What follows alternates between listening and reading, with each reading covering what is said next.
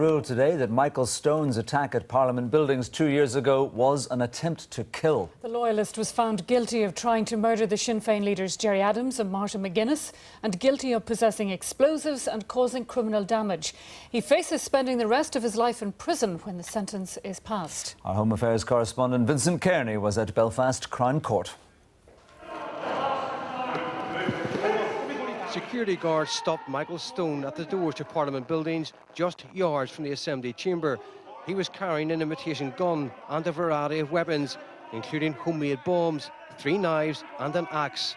The guards later said they thought he was a suicide bomber. Stone gained notoriety in 1988 when he killed 3 people at an IRA funeral in West Belfast. He was later sentenced to almost 700 years in prison for 6 murders. He later said his intended targets have been Gerry Adams and Martin McGuinness, and the police said his Stormont attack was an attempt to finish the job. During his trial, the prosecution quoted from police interviews with Stone, during which he claimed that once inside Parliament buildings, he'd planned to lob nail bombs into the Assembly chamber to cause confusion. He said he would then have stabbed Gerry Adams and Martin McGuinness, who he referred to as war criminals. But when it came to court, he claimed that everything that happened here was all just a work of art. Stone turned to art after being released from prison under the terms of the Good Friday Agreement and claimed the incident at Stormont was performance art entitled Never Say Never. Who better to judge that claim than Mr. Justice Donald Deaney, a former chairman of the Northern Ireland Arts Council. Today, he dismissed the claim.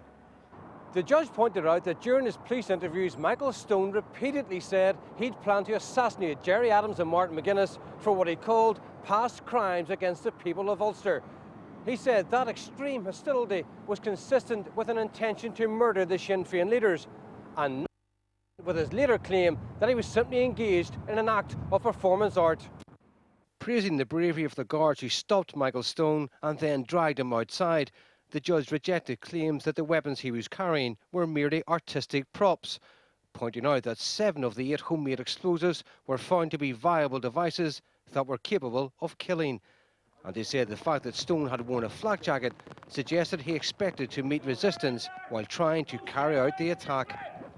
Mr. Justice Deaney said he found Michael Stone a wholly unreliable and unconvincing witness not worthy of belief. He said that while it was unlikely that his attack would have succeeded, he had no doubt that his intention was to kill the Sinn Féin leaders. He found Stone guilty of the attempted murders of Gerry Adams and Martin McGuinness and 6 other charges, including possession of weapons and explosive devices. As the 53-year-old father of 9 hobbled from the courtroom on a walking stick, he shouted, "Make art, not war," and described the verdict as a concession to Sinn Féin. He'll be sentenced next month. Vincent Kearney, BBC Newsline. Residents around George Best Belfast City Airport are calling for a public inquiry into a controversial proposal for a runway extension. Airlines behind the plan say it would allow them to fly bigger planes to more distant destinations. Patricia Roby reports.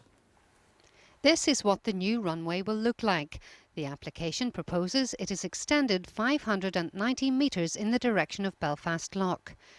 The news that the airport has formally submitted a planning application to do this is a body blow to some of those living nearby.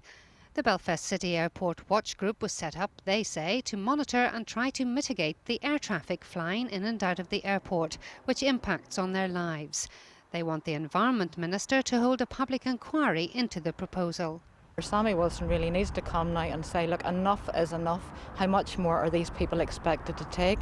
You know, you have the whole rows of houses here, pensioners, young children, people trying to sleep. That's all we're hearing over and over again. It's the increase in noise from the large jets. We're the only airport, the designated city airport, that there isn't anything in our planning agreement to protect us against these large jets. Our only protection is the length of the runway, and if they take that away, we'll end up with the biggest airport in Northern Ireland and East Belfast.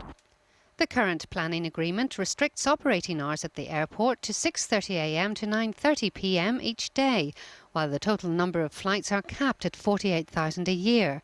The airport's chief executive says the runway extension will not affect these restrictions, but it will significantly improve the service it provides. We serve nearly every destination in the domestic